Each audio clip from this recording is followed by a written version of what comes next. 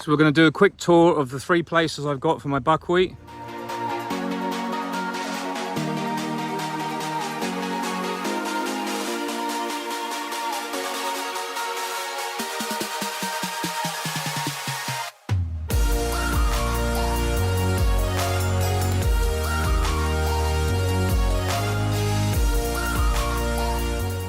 This is the first one. So these are the hives, obviously, and the area is not huge, but it's not small. I think it's about 2 hectares. And it goes right up, kind of around the corner a bit up there as well. I'm just gonna avoid getting a bee. But you can see overall the bees are working really well. This is the first kind of 2 or 3 days where the weather's gone warm. So I think that we're gonna do well here. We could do is a drop of rain, but hey, there is rain in the ground, and anything that's fallen on this will stay in the ground. It won't dry out because the crop covers it pretty well. So that is this year's buckwheat. Look at that, and it should grow probably up to about waist height by the time it's finished, but it'll continue flowering now for a good time.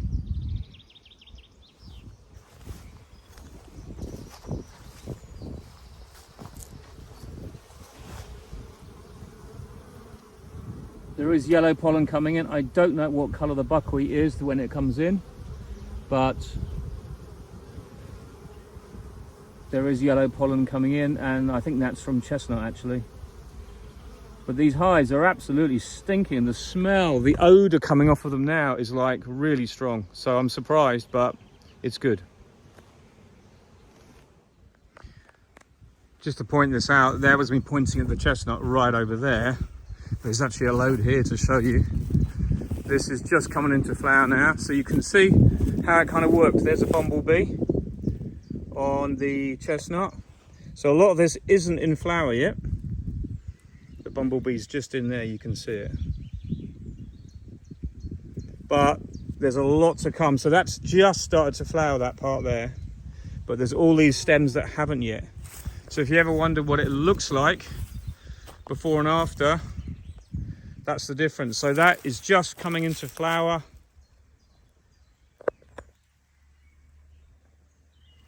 And that is kind of not in flower yet. Well, you can actually see both on that stem. So I'm actually getting a couple of pictures myself to be able to send to people, because it's actually really good. This is a beautiful tree. And it's got nice low branches for a change. You can see the amount we've got to come though. It's pretty big here. We just need decent warm weather. Humid weather will be fantastic. Humid weather helps the trees sweat, and it stops the moisture being ripped out of the leaves, so it actually ends up pumping more moisture into the flowers.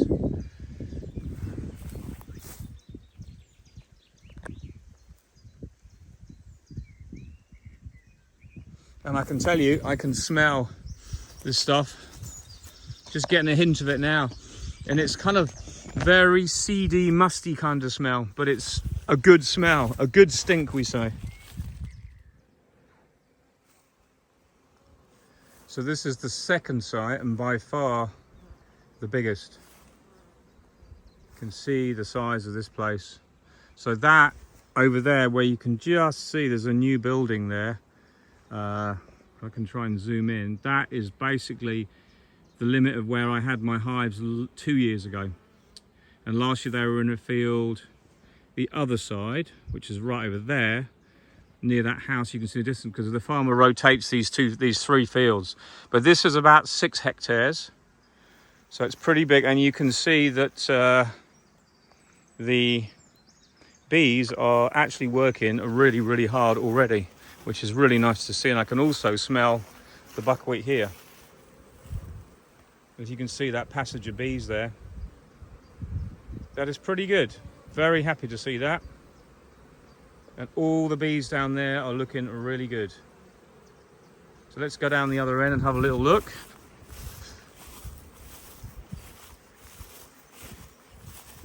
Working well here.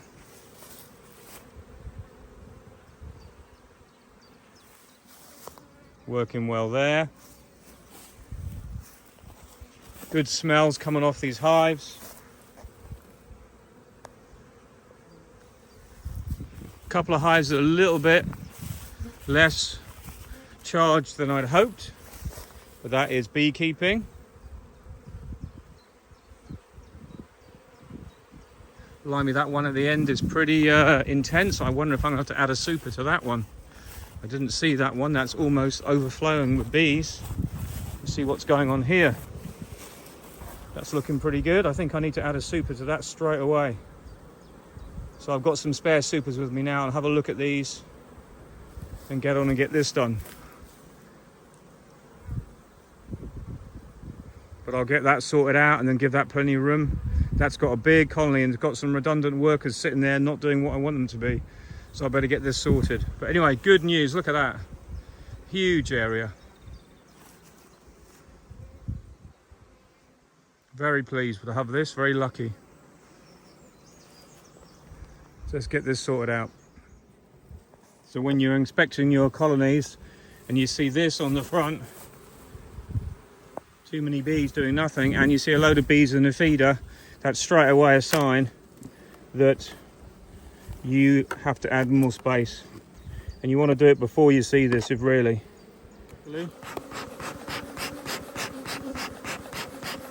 There's just a lot of bees here and I need to give them lots of space.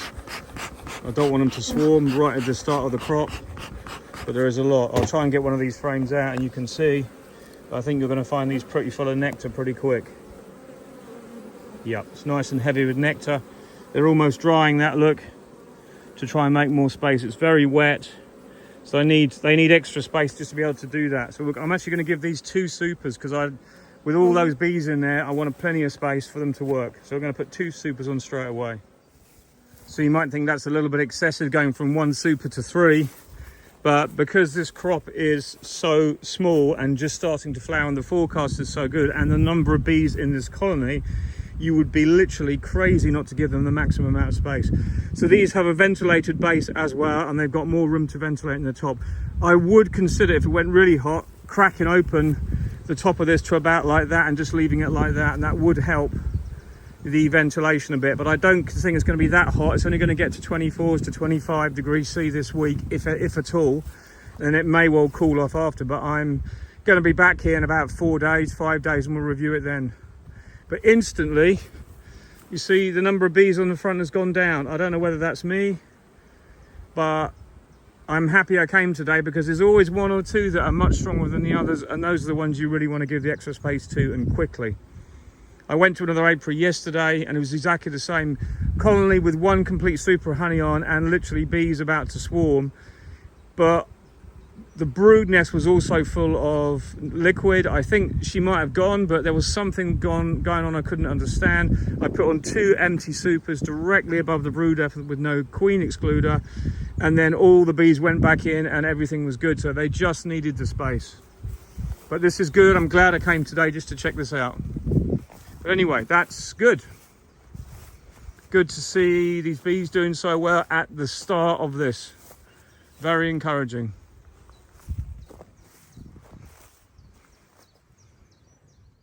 So I'm at the last buckwheat site now, just trying to explain to you. So that is a row of new houses next to this field of buckwheat, and I'm actually in a tiny little, what would you say, almost a tiny little alleyway, like in almost I suppose a gully or a little valley next to where the buckwheat is. So it's an absolute prime spot. It's a bit of a pig to get to be honest, because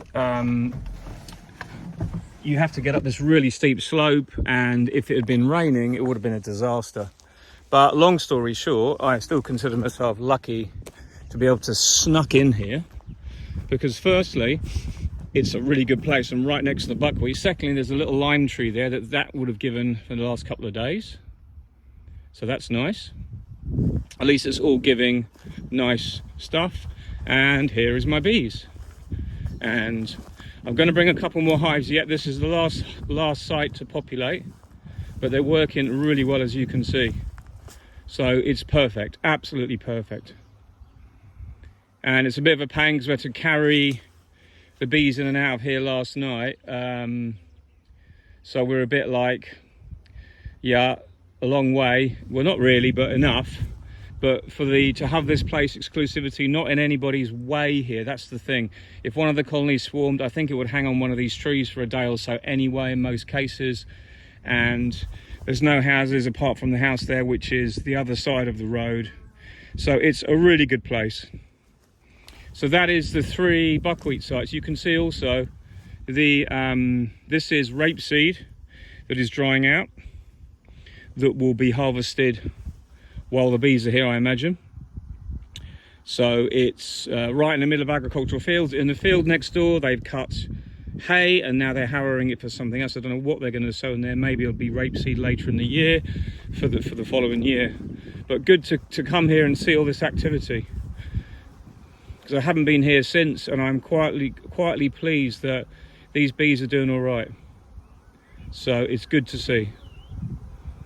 I'm going to bring a couple more hives as well. But what a place. I can't smell much buckwheat here yet because we've only just put these here, and it's literally only just started to come into flower. But look at the size of that field. It goes right up to those houses. That's the edge of this side. Right up to those houses. Right the way up to the top of that. You can see those trees at the very top of the field. It's not huge, it's about 4 hectares, but it's still pretty big. So I've got room for a couple more hives here. I've got 1 more tire to put down, and that will really make the whole apiary as big enough. But I've got 4 sites this year that I'm super lucky to have. And to have a little place like this to snuck the bees in is just super cool as far as I'm concerned. That's kind of what really cool beekeeping is. Having your hives moving around to just get onto different crops, you know, it's a privilege to have this, and I do look after the farmer. He gets honey from this as well, you know, but we do what we can, and we try and get the bees here in good condition. The other day we did have one, we lost one, it overheated before we got it open, and unfortunately that does happen from time to time. You know, and it's absolutely devastating. You struggle all through get them through the winter. You get them into spring and they nearly starve to death, and a couple did. And you get them to this stage and you move them, and if you don't open them right, or one gets forgot, you come back and you're like, what the hell happened here? Who's responsible for this? But the only person responsible is me, because I've got to check that. It is beekeeping, as we say, raw. So you can just see the edge of that field there. It's huge. But I'm really, really pleased, really, really lucky to have this, and it all looking good.